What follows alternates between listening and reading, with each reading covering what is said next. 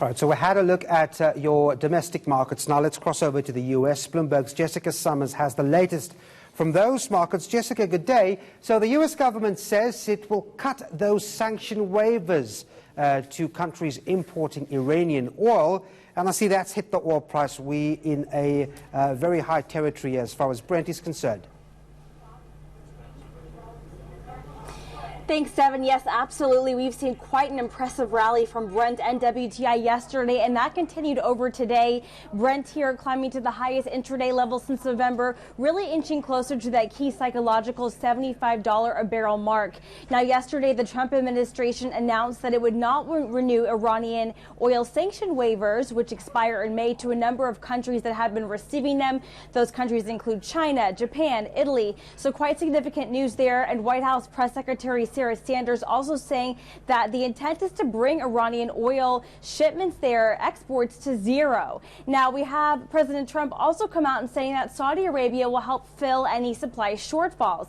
That's quite an interesting statement, given that today, according to Bloomberg sources, Saudi Arabia seems to be taking a more cautious approach, really wanting to see Iranian production and exports drop significantly before deciding to boost output. So we'll be continuing to follow this story.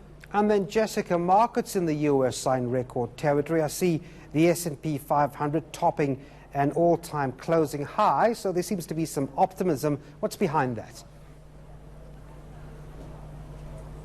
Yes, we are seeing quite a lot of positivity in the U.S. markets today, hitting records here. The S&P 500 index climbing above that key 2931 level earlier in this session after we saw some companies report better than forecast earnings. Those companies included Twitter, Lockheed Martin, all reporting strong first quarter earnings, which is really boosting investor sentiment here in equities. We also can take note that the so far, almost 80% of the S&P 500 companies that have reported earnings have beat estimates. So that's quite an interesting data point to keep in mind. One of the big gainers on the S&P 500 is Twitter. They're among the biggest gainers. And I see some impressive first quarter earnings there.